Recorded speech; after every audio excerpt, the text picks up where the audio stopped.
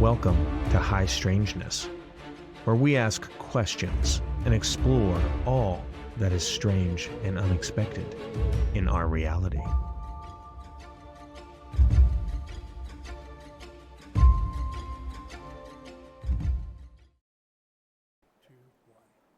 Welcome to High Strangeness.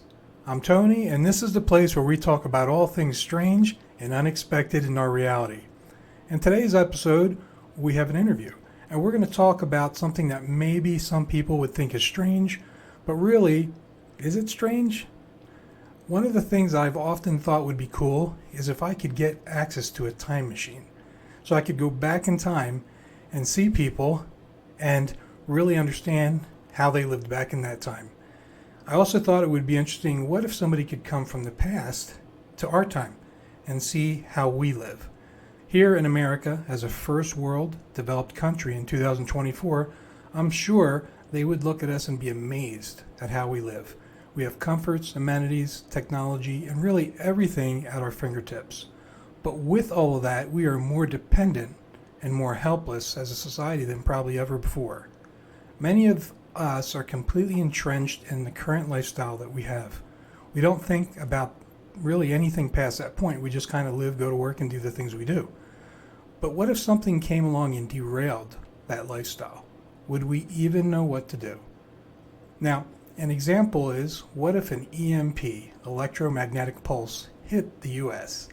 That would take out our national electric grid for months, maybe years, collapsing our critical infrastructure. And some say maybe even killing up to 90% of our population. I know that sounds scary and gloomy, but I think it's important to understand what our situation is, and that there's a possibility we could find ourselves in a bad place if something ever hit the fan. Now, one way that we can insulate ourselves from this is to do what? To live off the grid. Now, this isn't a new idea.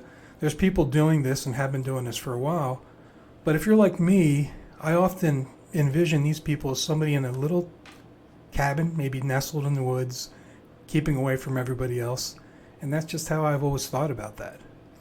But did you know that there are people now living in communities as a group working on some level of, or some variation of, off the grid? Now, I'm sure there's some doomsday preppers out there that have their little area too, but I think most people living off the grid probably are just trying to be more self-sufficient, self-reliant, live a greener life and a healthier life. So, as many of you know, I live right here in Utah, and I recently became aware of a pretty cool community that lives off the grid right here in Utah. I think it's a newer community, and I believe it's growing. So, what did I do? I reached out to them. And I'm excited to have my guest today, Jesse Fisher from Riverbed Ranch Community, who's going to help us understand a little bit about this new community and living off the grid. Jesse, thanks for being with us. How are you doing today? I'm doing great. Thanks for having me. Awesome. And do you, well, let me ask you first, how's life right now in Riverbed? How's everybody doing out there? We're doing great. Everybody's busy. You know, we're all still working, building our infrastructure, putting our wells and septic and solar, and building our homes and our gardens and our greenhouses. In fact, I just working on my greenhouse this morning, putting screens up on the side so the bugs and the rabbits won't get in. That's cool. And, you know, I bet you there are people that are going, what? They're working on stuff like that? I think it's cool. So let me ask you this, for just as we get started here, for the benefit of the listeners, how are you associated with Riverbed Ranch? Well, I was actually interested in setting up my own community.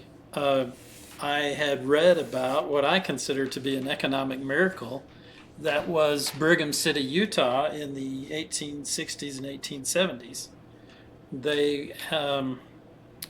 The founder of that community was challenged to create a self-sustaining community, self-reliant community. And it took him a while to figure out how to get started. Anyway, long story short, I was learning about that, and at the time, I was really impressed with what they accomplished. And at the time I was reading about it, I had neighbors losing their homes due to unemployment. And the cool thing about Brigham City back then is that during a worldwide recession, I believe it was 1872, Brigham City had 0% unemployment during a worldwide recession. And they were giving jobs and to indigents passing through town. They were building homes for widows and orphans, and they had their best year ever that year. And their board of directors estimated that they had achieved 85% self-sufficiency. Now they weren't they weren't making their own iPhones, right? But they it was a cooperative community. So the primary business association was a cooperative, not a traditional corporation. And so anyway, I was very impressed with that, and I thought, well, we should be building towns like that today. So I set up a website, Facebook group, started, finding friends and people who thought this was a good idea to kind of recreate this economic miracle. I was going to do it online first. And then my doctor says, well, gosh, you should talk to Philip Gleason with Operation Self-Reliance. So he gave me his phone number, called him up, said, hey, Philip, I hear you're building cooperative communities. And he goes, well, yeah. Do you want to come see my presentation? So I took my wife and my sister, and we went and watched his lame PowerPoint presentation. But I was still very impressed, and I've since made it into a couple of videos. But anyway, so we were actually the 16th shareholders to join. As a cooperative, you become a member by becoming a co-owner of the whole project. And at that time, there wasn't any land. They hadn't found Riverbed Ranch yet. So we were putting up a good chunk of money on an idea. I thought, well, you're going to end up in the same place I want to, so I'm in. That's cool. And my brave wife was happy to support me. That's exciting. So that's how I got involved. I was going to ask, about what year was that about?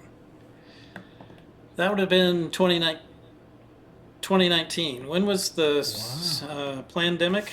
2020? Yeah. February? Yeah, so it was September of 2019 when I joined. I like what you called that.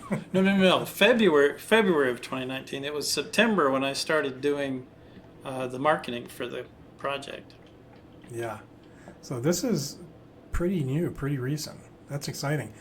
And as we go forward, folks, you'll want to check out their website. It's pretty cool. Lots of information, lots of small videos to explain things. And just, pictures. There's like a footprint map of what's happening. Really cool. So, we're talking about this, but people need to go take a look and see what's going on. And we'll have links on these episodes so that you can go check Riverbed Ranch out. Awesome. So, Jesse, do you live there currently, or are you building there? I do. Or what's, okay. Yeah. We built a home using a kit called Simply Built, BILT, simplybuilt.com, and it's 9 inches of styrofoam. So the styrofoam that your coffee cup's made out of, or your hot chocolate cup if you're from Utah, 9 inches of that with steel beams every 4 feet. And so between that and the outside and the plastic and another inch of styrofoam and sheetrock, my house is so well insulated. In the winter, when the shell was first completed, it was 32 degrees outside, and just with sunshine coming in the windows, you got up to 71 degrees inside my house. Wow. And I thought, cool. That's crazy. I'm really pleased with it. Really pleased with it. Yeah. Yeah. So in the summer, the overhang shades the windows, and so it's easy to keep it cool. Yeah. my mind's going here. It sounds great. I like That's it. pretty cool. Okay, Yep. so here's what I'd like to do today, if it's all right with you. I'd like to, I'm going to start with some real general questions and some questions about how maybe you guys have or are expecting to address what some might consider are hardships or, problems of living kind of out of the grid or off the grid. And then we'll get through some of that, and then I know I'm not going to have all kinds of good questions because this is such a new concept to me that I'll let you towards the end of the interview just educate, let us know all about it and stuff. All right. But let's start off real basic. The first basic question I have is, what does off the grid mean? Does it mean? I know it can mean different things to different people, but what does it mean to you? What does it mean to Riverbed Ranch? I think the term has. I think the term has changed a little bit, and like you say, it depends on your audience. There are some people who believe off the grid means you can't find me. We occasionally we have people who don't want to be found contact us, and when they realize that we don't care if people find us or not, they're not interested. So off grid to some people means you can't find me. To us, it means we're producing all our own utilities. We produce all our own power. We deal with our own waste. We generate all our own water through wells and our own food. Well, that's the goal. Of course, that takes a while to ramp up to producing all your own food, but that's definitely the goal. So to us, off-grid means we're not dependent on city municipalities for our food, water, and power. So people don't expect to see an Amish group of people out there, right? You're not like just driving horses. No. Right. No. Gotcha. Well, look at the background here. Right. It's a regular house. house. I just wanted to say that. No, it seems to me that you are living the best life you can, but free of being tethered to everything that's a problem in society and in this world. It's different people out here have different motivations for being here. We have a family that's from Oregon that just wanted to raise goats. They have kids and they wanted a farm setting, and they saw our project and they joined up. We actually have liberals here. In fact, my next door neighbor is an architect from San Francisco, and wait, you're saying they can live in the same place and get along? Yeah. See, we don't care. We don't care what your politics are. We don't care what your religion is. We don't care what your sexual orientation is. We're looking for people who want to live a self-reliant lifestyle. They want to produce all their own food, water, and power, and enjoy living in a small community, which has some huge benefits. You wouldn't believe it. There are kids walking down the street here. They play outside. They're not doing this all day long. Yeah, it's pretty cool. That is like going back in the past, isn't it? That's right. For that respect, anyway. Yeah. That's cool. I love this because as we talk, that's what I want to see is all the layers of missing. What's the word I'm looking for? Where people just have a stereotype of what this might be. Just let's peel those away and let's help people understand the true picture of what this is. Yeah. Yeah, it's pretty amazing to me how people jump to conclusions about what we're doing, and they don't have a clue, and they assume all these weird things, and it's like, that's not what we're doing. So my next question is, I'm going to elaborate on a little bit because it sounds, it's too basic. I was going to ask, how does the community accomplish off the grid? But what I mean by that really is, can you see different approaches even in the same community? Like, is somebody employing this at their home and this person's employing this different technique to get something? Sure. Are you seeing that variation? We do.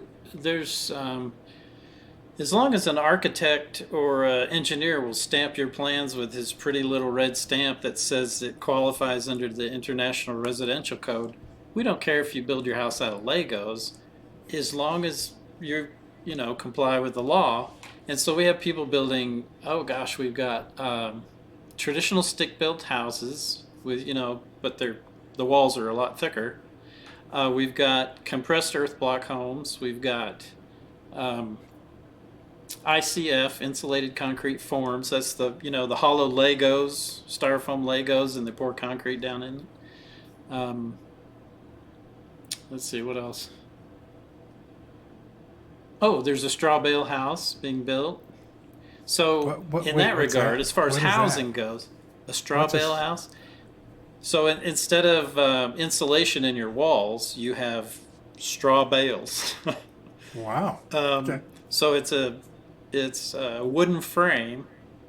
The family that's building it, the wife is a chemical engineer, and come to find out, she's allergic to just about every man-made chemical there is. So she wanted to build a house out of natural materials. So they said, well, let's build a straw bale house. So they went and took training, I think it was in Colorado or somewhere, and came back and started building this huge straw bale house. So it's a different insulation. That's it. Yeah. That's cool. Exactly. And as far as what people are producing, see, this is an agricultural co-op. We're literally organized legally through the state of Utah as an agricultural co-op. So what that means is everybody needs to be an agricultural producer. So they need to be producing something.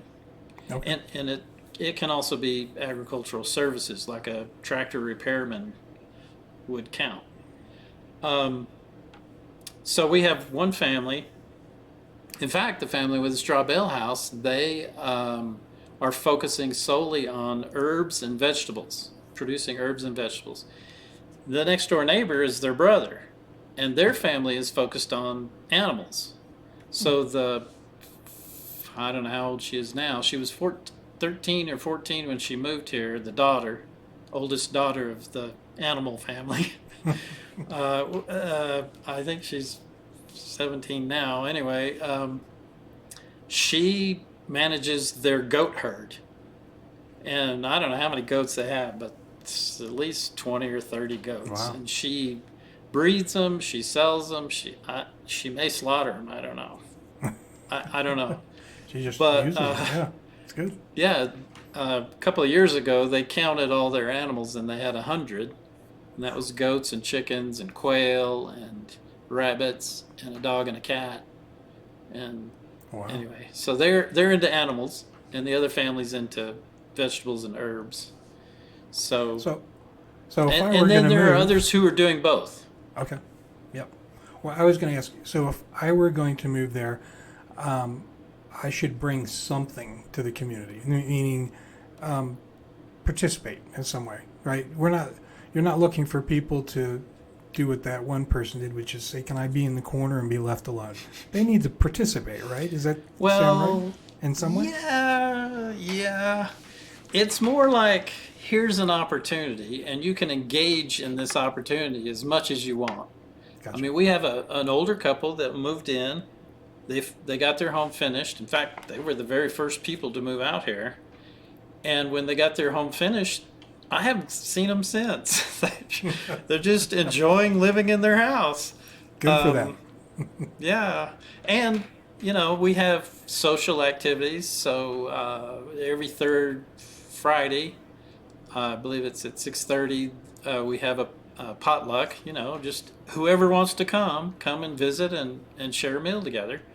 And Sunday evenings, they do a residents meeting where anyone who lives here who wants to can show up and share, what have you done this week, and how did it go, and what things did you learn by doing it wrong. Yeah. So other people can benefit from it. And if you're about to cover your greenhouse and you need some extra hands to show up, you can ask for help, and sometimes you'll get 2 or 3 people, sometimes you'll get a dozen, sometimes nobody shows up. It's there's no obligation to be a good neighbor, but the kind of people that we attract, they typically are very good neighbors. Yeah. So. Well, I think that's cool that they have an opportunity to share what's going on. Because, yeah, if you're new to the community, it's probably like, oh man, how am I going to best deal with this? And what better way to do that than to find out what this person did and what that person did and how they struggled and how they got past it. That's cool. And we don't there's have a lot that. of, yeah, you don't have that in town, huh? No. There's a lot of idea sharing. I guess you could call it repurposing or idea stealing. You know, one guy set his solar panels up a certain way, and the other guy goes, "Wow, that's cool. I'm going to do it that way." And the third guy sees the second guy and goes, "I bet I can improve on that." And then eventually the first guy goes, "Well, I'm going to do mine different now." You know, there's a lot of idea sharing, and it's just really awesome. Yeah, that's cool. Well, look, before we go too far into this direction, which is where I want to go, I want to back up just a minute because I'm afraid I'll forget or not get back to this, and there may be somebody who's interested in the story and origin of Riverbed Ranch. You told us how you got, how you were made aware of it and who you reached out to, but just what's the story from that person's perspective? Like, how did they get into this, and then how did they identify the location and stuff like that, if you know it? Do you want the long version or the short version? Yeah, you just give us the medium version, the 5 minute or something version. Oh wow, okay. Is that short or long? I'll try to do it in 5 minutes. Okay, 10 minutes. So Philip Gleason. Philip Gleason, when he was a young father, he had 3 daughters. He was working in Idaho on a construction project, and he and his wife were living in this little travel trailer in an RV park in this little tiny town. And they went to Grandma's house for Christmas, came home, and the propane had run out. It was the middle of the winter. The RV had frozen up. The water was frozen. So they had these 3 babies, and they couldn't figure out how to keep them warm. So what they finally did was they got in bed, put the babies in between them, the kids in between them, all the blankets they could find, all the coats they can find, and then an electric blanket on top of that. So they were cozy for about a half hour till the power went out. Oh boy! It took a half hour for that cold to get to the babies, and they started crying. They couldn't properly change their diapers because the water was frozen, and that was before wet wipes. They couldn't feed them again because everything was frozen. It was just a disaster. Scary. So Philip, this was really stressful for this young dad. If you've been a young dad, you know how stressful that can be. And he says it rewired his brain. So his focus from that point on was, I don't ever want my kids, or anyone else's kids for that matter, to endure this kind of a situation. So he started getting into food storage. And it's kind of funny, the day he got his 2-year supply in, he went to bed that night, laying in bed, thinking about how cool it was that he had a 2-year supply, and then this little voice goes, "But what if the crisis lasts 2 weeks longer than your food storage?" And he went, Very true. So he got into food production. So at one point he owned, I can't remember how many thousand square feet of greenhouses, and was producing all sorts of food. The problem was it was a little town. He thought, okay, this is ideal. Little tiny town in southern Utah. It'll be a safe haven for my family. Well, so he had, I can't remember, 80-something acres right on the river. So he had rights to 10% of the water that flowed through this valley in this little 400 people town. Well, come to find out, the town was in the habit of turning off his water when the first 10% had gone to him. His deed said 10% of all the water that flows, right? So if there were 10 drops left, he should have gotten 1. So he had to get a lawyer because the town wasn't playing ball. And anyway, he became the bad guy in town.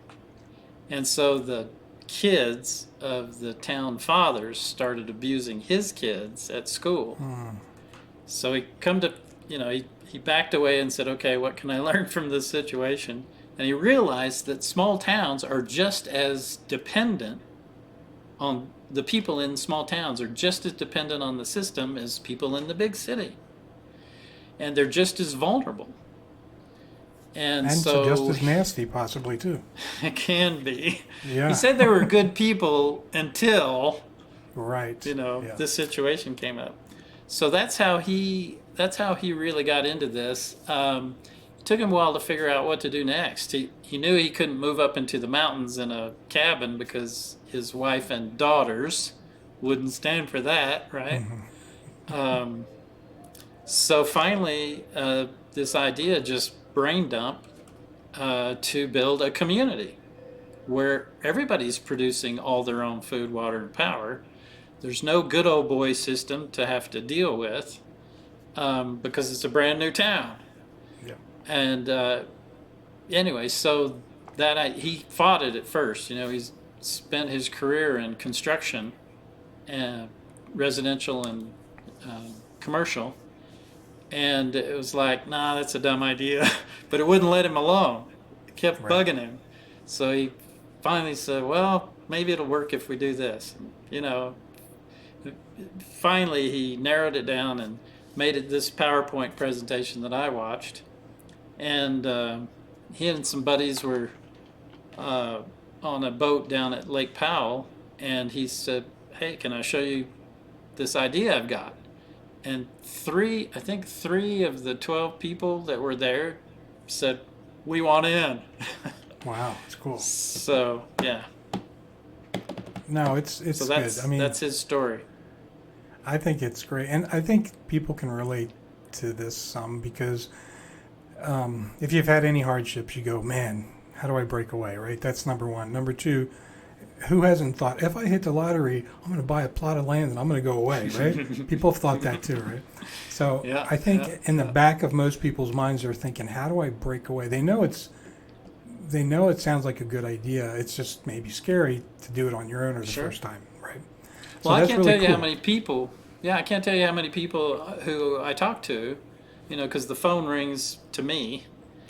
And they say, we've been wanting to do this for 20 years and we just never got around to it. And we didn't want to go live off by ourselves in the woods. And, it's awesome that you guys have a whole community. I said, yeah, it is. Yeah, it sounds like you get the best of both worlds. And that's it right there, The way I like to look at it, if you think about life back in the 1800s, your great-great-grandparents, 80-90% of people grew all their own food. Everybody had a farm. Yeah. And so we're taking the best of that world, where the kids learn how to work. You're part of nature. You're not separated from nature. You're part of nature. You're engaged in that kind of lifestyle. We're taking the best of that world and the best of today. We have solar panels, we have septic systems, there's no outhouse, thank goodness. I'm pretty sure my wife wouldn't have participated if we had to do the outhouse program. That's a tough one. Yeah. So best of both worlds. Yeah. No, that sounds good. I think there's a lot to really get excited about in that situation, especially with if anybody's taken some time to really just stop and look at their society and everything around them, and just spend a minute there, you start to get worried. Well, think about the pandemic with the rush on toilet paper and water in the stores, and all the meat in the grocery store was all gone. You go into Walmart or wherever, and there were just rows of empty shelves, right?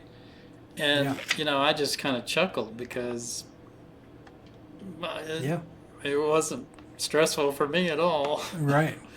And this is exactly. And that shows you how rickety the system is. Yep. How easily it can be pushed over. Yeah, and this time I I was going to say, when you have just-in-time inventories in stores where really they have like 2 days maybe in their back rooms and on their shelves. That's gone fast, and that's everywhere. Like you were saying with the toilet paper and stuff. Yeah. And if you think about life in the 1800s, you produced enough food to get you through the winter. That's what food storage was. And Right. you stored enough seeds so that you could plant them next year for the next year's crop. Yeah. And that's the kind of lifestyle we have here, or we're working towards. It's a work in progress. Sounds good. Okay, let me ask you some questions about some of these things that, you started diving into a few of these things already, but like power and water and food in the community. Take another couple minutes and talk about some of that. Maybe there's different variations of it. I think I read or heard somewhere that you guys have a well system down there. Anyway, just share some of that if you would. Sure. Let's talk about power first. So there is no power grid anywhere near us. I'm guessing that little neighborhood of rich people 20 miles from here probably is part of the power grid. But other than them, I think 50 miles. There is no power pole for 50 miles from where we're at. Wow. So everybody has to have their own solar power system. And so I have 16 of those deep cell solar batteries. I've got 16 solar panels, and it produces enough power. You have to be careful with your usage. It's not like living in the city where you can run the lights and do your laundry anytime you want. Here, you want to do your laundry during the day when the sun's shining really bright, and if it's an overcast day, you save your laundry for the next day. Logical. So you have to be careful with your power use, but there's plenty of sunshine. In fact, in this area, we have some of the longest days of sunlight in the whole U.S. It's 5.5 hours on average, I think, or something like that. So that's power. You could supplement that with a wind turbine. Don't think I've seen anybody do that yet, but you could, which would be a good idea. And so that's power. Water. We really lucked out. There is an underground river running beneath us, 3 layers of water. An engineer, one of our people's an engineer, and he calculated that there is 28 times the amount of water flowing beneath our town than we have water rights for. Wow. Yeah, and we have rights to nearly 1 billion gallons of water a year. So water's wonderful. Oh man, so that's really cool. Yeah, it is cool. Yeah. Most of us drilled our wells to 205 feet, and before the inflation hit during the pandemic, you could get a well dug for around $20,000. It went up. Now it's around $30,000 to do that. Don't wait. Right. So I don't know if most people don't know this. I didn't know this, but when you have a well, you need to have some water storage tanks. So you pump your water. When your tank gets low, you have a switch in there that kicks on the well pump, and it fills your tank back up. So you've got a supply of water there. You don't want your well pump to turn on every time you turn on a faucet. That'll wear it out really fast, and it's a big hassle to change your well pump.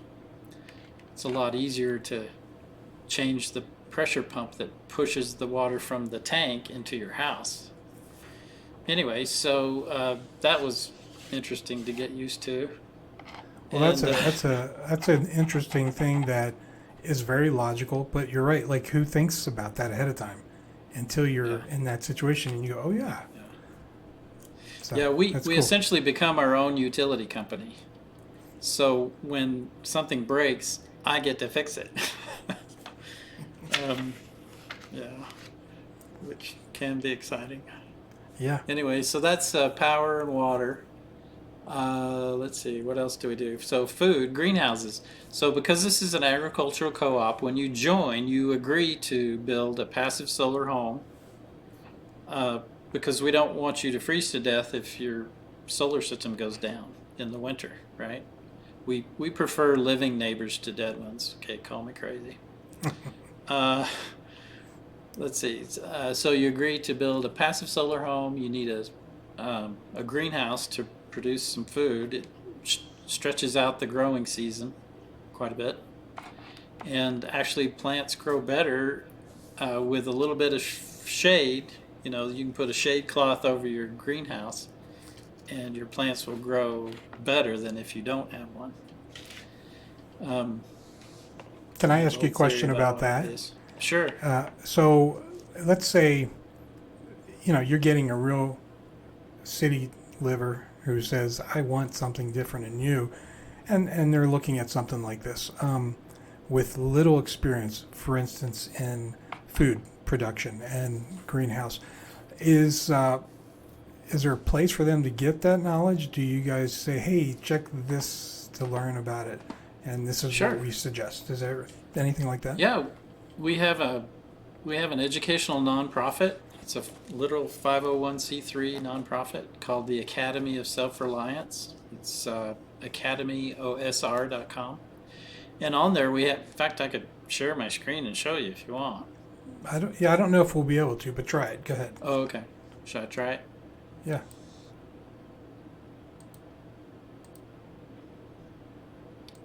How's that? Are you seeing it? Oh my, I didn't know we could even do it. Great. Yes, we can. So this is academyosr.com. Like I say, it's our educational nonprofit. This program right here is kind of the core of it. It's called the Path to Self-Reliance.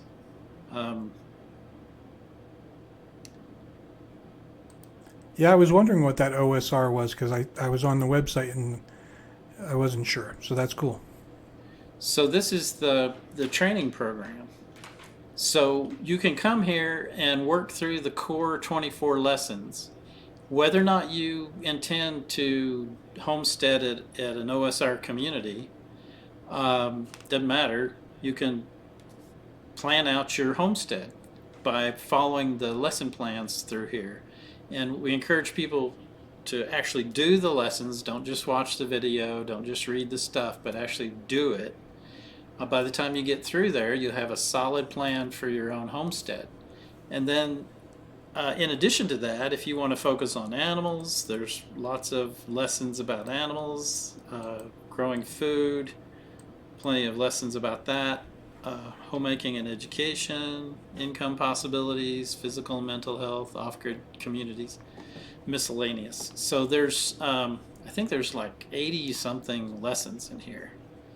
But like I say, the first 24 is the core. And somebody, oh wait, it's me, is supposed to update this calendar and I never do. Oops. But these FAQs should actually be on our Riverbed Ranch website, but they're here. That's my fault. So if you click on FAQs here, there are 5 pages of questions that people have asked over the years, and I've answered most of those. If somebody's serious about one of our projects, they definitely ought to read through that.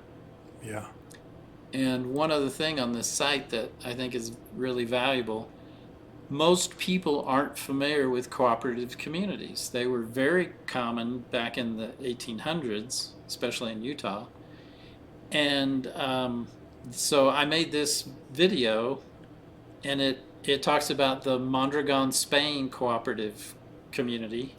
It talks about Brigham City, and then it compares what we're doing with Operation Self-Reliance with those two. So, and it also explains the difference between a cooperative and a traditional corporation.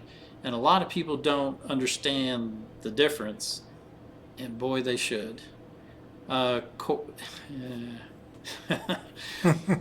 all the complaints that your college student has about capitalism are cured if everyone did cooperatives.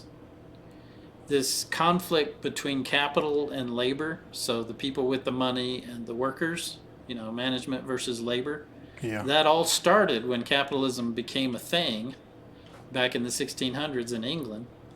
And cooperatives cure that conflict because the owners are the people who work there. The capital comes from the workers. So they won't lay themselves off just to get a 25% dividend on their stock, 20 Right. cent dividend. So anyway, okay, get off my soapbox. No, that's good. That's good. And yeah, that's a heck of a lot of information that people can tap into. So that's great. And that program's only $5 a month. They used to charge $17.50, and I said, nope, $5. We want everybody to benefit from this. Yeah. So, That's not even a utility. That's great. And then you're going to learn all this stuff. So that's really cool. Okay, let me ask let's go in another direction a little bit. You mentioned waste, and I don't know if there's recycling and that kind of thing. Can you talk about that? Because I'm sure people who don't know much more than just, hey, take your trash to the dumpster or outside are wondering, how does that get solved? Can you talk about that? Yeah. Well, your household garbage, I've been amazed since I've moved out here how much plastic we go through. Everything is in plastic. Yeah. So currently we don't have a system for dealing with plastic out here. We do have a plan for that long term, but everybody's focused on getting their houses built and their gardens in place. So we have to pack our plastic out. We do encourage everybody to feed their paper products to their worm farm. Worms produce an amazing fertilizer, and you can feed all your paper trash to your worms. Yeah. And, Well, there you go. So until we get our system to deal with plastics, we have to haul it out. In fact, this is one of the cool things about this community is the people we attract are problem solvers. They're not wringing their hands, oh no, what do we do? They're figuring out solutions. So we had a bunch of the teenagers out here were complaining that they didn't have any work that they could do much, although I've hired several times to dig ditches for me. Yeah. But anyway, so one of our shareholders, he organized the teenagers into a garbage collection service. So they drive the truck around and pick up the garbage and haul it to the dump 50 miles away. That's pretty good. So, yeah. Yeah. Now, human waste is a whole nother topic. Utah is really kind of behind a lot of the other states as far as options. So septic systems are pretty much the only option here. And I talked to some health department, somebody was telling me the only reason that they don't allow, composting toilets is because nobody's ever taken the time to change the law. So if somebody were to do that, we could do, alternatives to septic systems. So if you're not familiar with septic systems, it's a great big concrete box, and your human waste comes in from the house, dumps into there, and of course it fills with water, and the bacteria and everything dissolves all the solids, and then it eventually flows out into what you call your leach field, which is, we did deep what do you call that? Deep trench leach fields, where the trench is 9 feet deep and you put lots of large rocks in it, and the fluids flow out through that. Anyway, it works great. Yeah.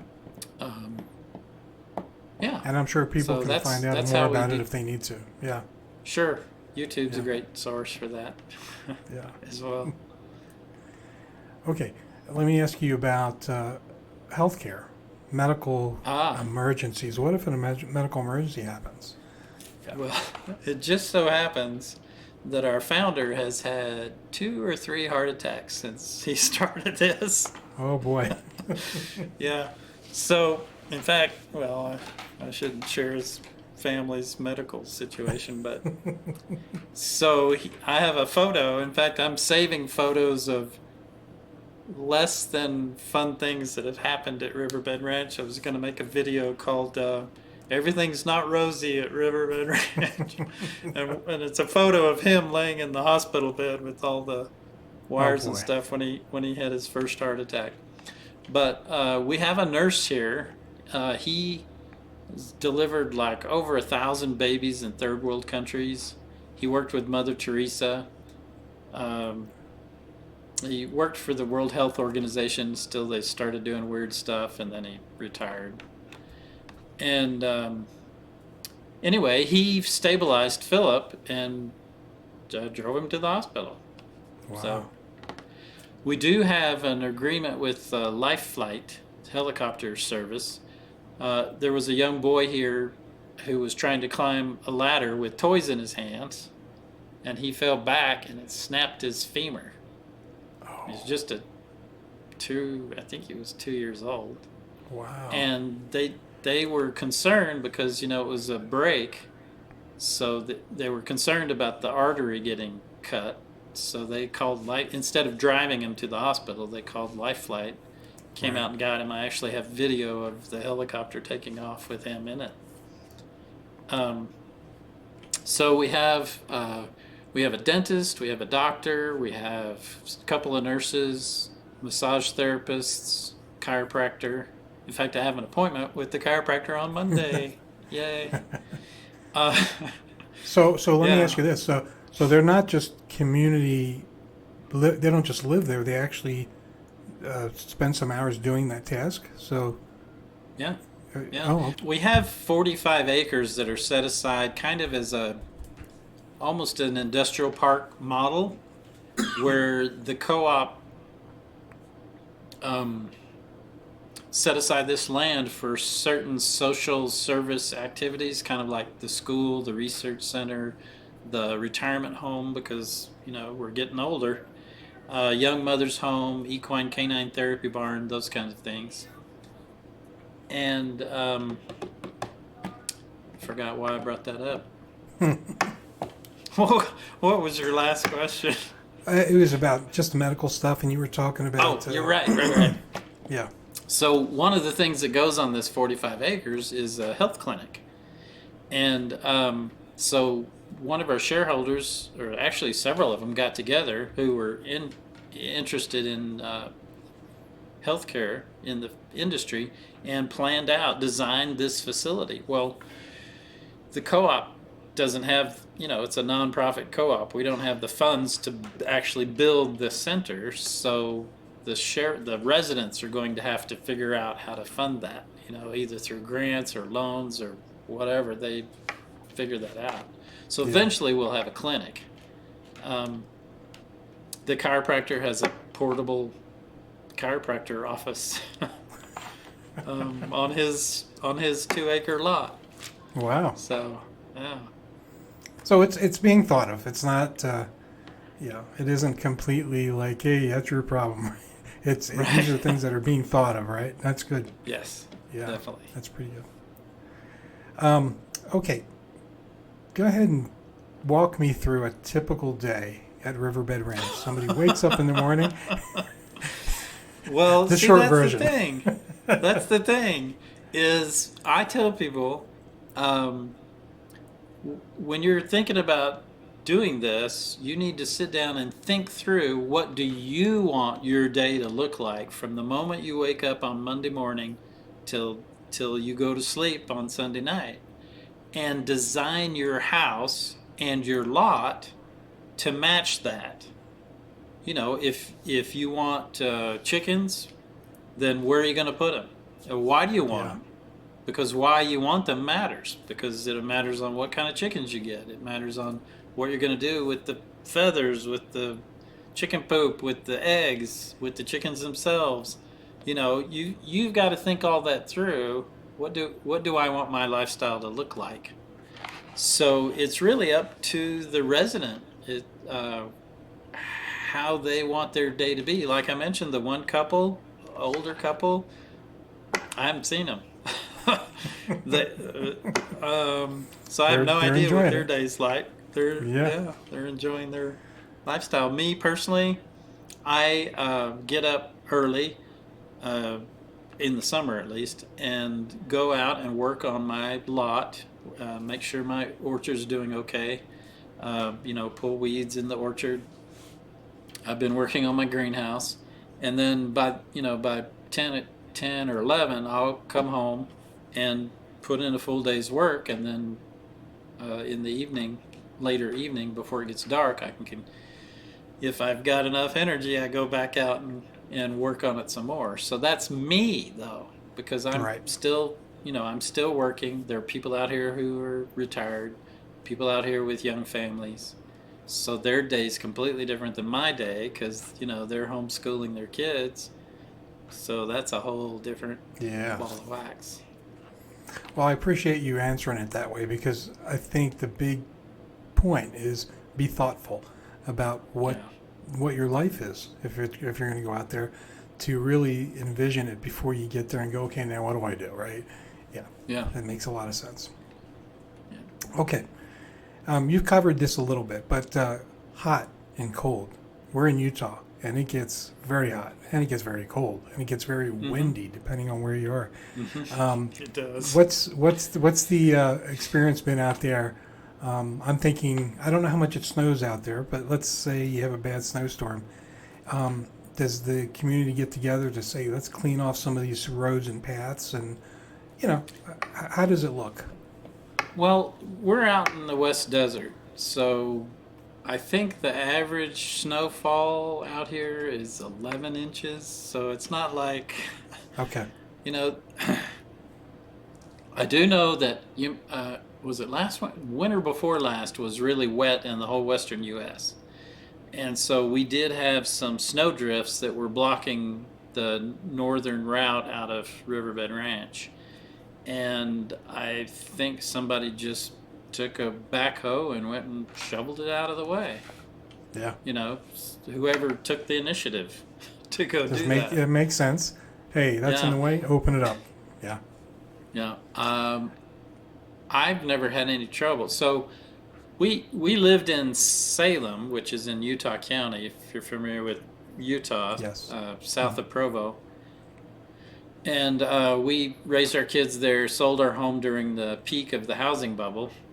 And then we were living in Santaquin while we were building our house at Riverbed Ranch. So I was driving back and forth quite a bit. And all winter long, it was not a problem at all. In fact, the roads are actually smoother in the winter when they're frozen over, or when the snow is smashed into the rocks. Because we have 30 miles of rock road coming out here. Yeah. So, imagine the snow smashed in between all those rocks and it's smooth sailing. Yeah. Well, no, that's good. I wasn't sure because I know kind of where you are on the map, but I've personally never been out that way. So it's like, I just wasn't sure if that's, what you guys got out there. But that's good. You want some snow, but not much. Yeah. Yeah, a lot of people know where the Little Sahara recreation area is in Utah, off Highway 6 between Eureka and Delta. Mm-hmm. Anyway, if you're on that road, you pass the turnoff to the Little Sahara and go another hour on rock roads to get to us. So yeah, we're out. Literally, if you look at a map of the state of Utah and you go, put your finger where out in the middle of nowhere is, that's where we are. Yeah. Yeah. And at first, when we first found the property, it was like, wow, this is way out here. And now all this insanity has been happening, and we're hoping we're far enough. Yeah, you're going, yay, we're way out here. Yeah. Exactly. Okay, a few more questions. I know that we're getting close to the hour, and I appreciate you carving me some time here. Um, let's see here. I wanted to know. Okay, you did mention that there's like you guys have a get together every once in a while, or it's not a get together, but it's an opportunity for people to get together. I was curious about religions, different community groups, or just anything like. Is there anything like that out there, or are they developing, or Sure. you know? Yeah. Yeah. It's really cool how people with different interests gravitate towards each other. So we have a radio communications club out here. I don't go because I don't care. Yeah. uh, there's different interests that people have and they share and they get together and do it. As far as religion goes, this is Utah, so naturally, Yeah. majority of the people who live here are members of the Church of Jesus Christ of Latter-day Saints. If we had done this in Massachusetts, the majority would be Catholic. Right. So, anyway, so we do have a small, it's called a branch, small congregation here. It's actually full every Sunday. And it's actually, I enjoy it more than I have in my other 50 years of church attendance. Yeah. Yeah. Anyway, and we have people who have no religion at all. We have people of other religions. It's no big deal. Yeah. Yeah. It's how they choose to connect, and they can do that any way they want. Yeah. Sure. Professions of like, I'm assuming that you probably have people that have retired, or people that work remotely. What are you seeing? Well, let me back up a minute. How big is the community now? Currently, there's over 140 people living here full time. Okay. We've sold roughly, a little over half of the lots are spoken for, so we can grow quite a bit. We figure once we're full, if you go the average family size in Utah being 4 people, we'll be the 3rd or 4th largest town in the county once we're full. But right now it's somewhere around 140, and half those are kids. Yeah, because you're in Utah. Yeah. Well, that may not be true. You're getting people from Oregon and stuff too. So. Yeah. Oh, we've got people from a couple of families from Colorado, Arizona. Nobody from Wyoming. I think there is somebody from Wyoming, Idaho, Oregon, Washington, California, Nevada. And we've had several people fly in. In fact, just this last Saturday for our tour, we hold tours about every other Saturday. We had a retired professor of electrical engineering who's originally from Taiwan fly in from Florida. So he was excited. In fact, so we actually have several people from back east who have expressed serious interest in our project. So That's I don't cool. know that any of them have actually joined yet, but They're looking. Yeah. and our So- Arizona community is attracting from people from all over. Oh, too. so there's another sister community to this. Okay, we'll talk about yeah, that in a minute. we're hoping to do 5 of these Oh, okay. Wow. all along the That's Rocky cool. Mountains. Yeah. All right. I don't want to forget to talk about that a little bit towards the end, Okay. because that's really interesting. I didn't know about that. But going back to the question that I had, are you seeing? I mean, my thought is they're retired remote workers. Some of them. Is that pretty much what you're seeing? Because it's easy to work remote these days. So. Sure. Well, we do have people that work here. So, and there's a combination. Back in the 1800s, you didn't just have one job. Right. You were a farmer and you did 2 or 3 other things. In fact, that's still true in most small towns in America. Is the guy who does the whatever over here, he's also a plumber, and he fixes And the cars mayor. or whatever, and the Yeah. mayor, right? Right. So there's some of that going on here too. Uh, so, for example, there's at least 5 or 6 people who work here, meaning the guy who runs the concrete plant. We have our own concrete plant. So you can get concrete the next day instead of waiting Wow. 30 days like you do in the big city. He he runs the concrete plant, the batch plant, or the gravel pit, and seems like he does something else. I can't remember. And then we've got a couple of mechanics that are amazing, really good. Yeah. And I'm trying to think. So, for example, the chiropractor, his wife is a massage therapist. And so I'm actually going to do both on Monday, get a massage and get my There you go. adjustment done. So yeah, we have retired people. We have empty nesters, we call them, people whose kids have all moved out and they still work, like me. Yeah. And young families that work remotely. There are two people that I know of that commute. One works, I think, 10 days on, 10 days off, or something like that. I don't know exactly what he does. I think he's an electrical engineer for oceanic oil wells. So he goes off and fixes oil wells out in the ocean for 10 days, and then he's home for 10 days. Um, and then there's a fellow that works in the nearby town as a counselor or something. And so there are a couple of people who commute, but not many, since we're so far away. Yeah, and there are plenty of people who work online. Well, let me explain the process of joining. So, Riverbed Ranch is just one of 5 communities we plan on building.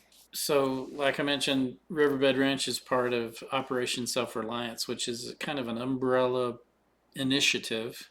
Several organizations involved, nonprofits, for-profits, to create 5 communities along the Rocky Mountains to be self-reliant, off-grid homesteading communities. And eventually they can, do commerce one with another or whatever they want. So the whole goal and purpose of Operation Self-Reliance is to create a pathway for families and individuals to transition from a lifestyle of dependencies in the city to a country culture of self-reliance with like-minded neighbors, so people are doing the same thing, each on their own 2-acre sustainable self-reliant homestead, which is the core building block of an OSR agricultural land cooperative. So the foundation and core principle of an OSR community is the sustainable self-reliant 2-acre homestead. A community's true strength is measured by the well-being of all its members. So by creating a network of 200 plus self-reliant homesteads, each bringing their own creative diversity to their homestead, you can create a community with a wide breadth and depth of knowledge, skills, and wisdom. So that's the big picture of what we're doing. We're essentially reinventing communities. As I mentioned before, we're taking the best of the 1800s family farm and merging it with modern technology and modern agricultural principles. Not traditional farming per se with tractors and fertilizers and weed killer, but modern methods of more earth-friendly, people-friendly agriculture. So gardening, basically. Permaculture is a common method used here. which, the whole point of that is to work with nature instead of trying to strong arm it into doing what we want it to do, but work with nature so that your soil is living instead of burned out with fertilizers and herbicides. So if people want to get involved, you can go to riverbed-ranch.com and watch our intro video there and our latest update videos there. You can actually click through on those videos to YouTube and see all of our update videos that we have. I mentioned academyosr.com for the training program, homesteading training program. Let's see, what else? So if you want to get involved, I would definitely go to academyosr.com and read through the frequently asked questions. Make sure this is something you want to do. And you can contact me. My email is Jesse, Jesse, at academyosr.com. And I can send you our 4-page project summary, which explains kind of the big picture and what we're doing and how to get involved. And what we ask people to do is to come on a tour. It's really actually quite remarkable how many people have told me that when they came on the tour and they either drove through the gates or was participating in the tour and it just hit them like a ton of bricks, I have to do this. And it's actually quite remarkable that happens. Anyway, so you need to come on the tour. And so we do tours roughly every other Saturday. And if you email me, I can send you a link to our tour schedule, both for our Arizona property, which is called Costler Cove. It's the word color with an S in it, Costler Cove. And you can Google Costler Cove and costlercove.com. And I think there's a virtual tour video that's about a year old on there. Anyway, so so take a tour, read through our FAQs, watch our update videos on YouTube, and if you think this is the kind of lifestyle you'd like to have, I can email you an application, and the application is actually, it's not something you fill out, in 5 minutes. It's going to take you a while because we invite you to plan out, do a rough sketch of your homestead, what you want your layout to look like. We invite you to outline exactly where you're going to get the money to do this, because you can't get a home loan, construction loan, because you own the company that owns the land. So as a shareholder in the co-op, it's like you and a bunch of your siblings get together and buy a farm. You put it in an LLC or a family trust. You guys own the LLC, and the LLC owns the land. So your name is not on the deed, so the bank won't loan money on it because they can't take it if you don't make the payments. So basically you have to fund this yourself, and most of the people participating had to sell their existing homes in order to fund this. That's what I did. There's just a few people here who had enough money, had enough resources to do it without selling their original home.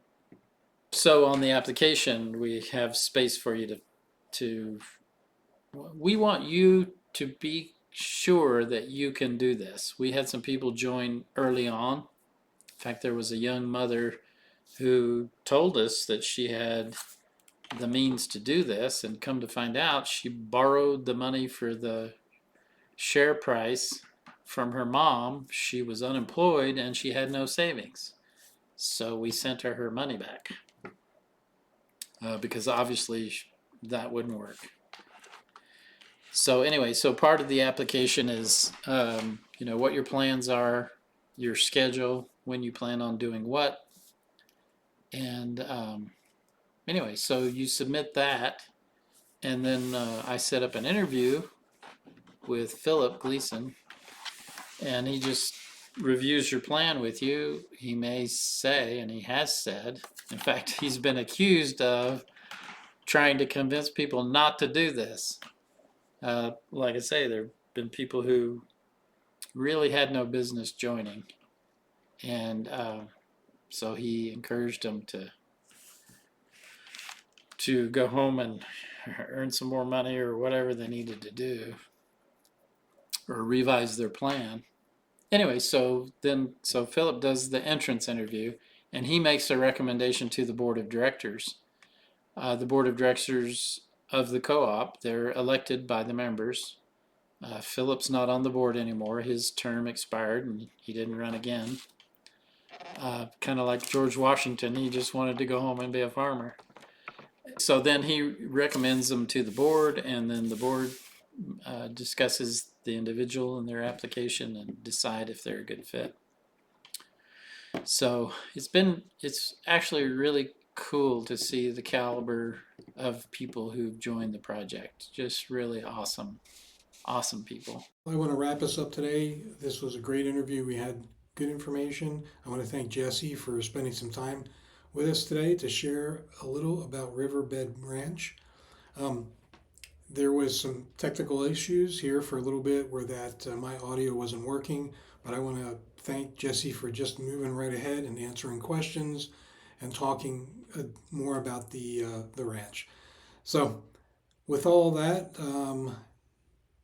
Riverbed Ranch is a pretty interesting place, and if you ever want to get off the grid, check them out. Hop onto their website. There really is a lot of cool information on their website that you can look at, and so I suggest that.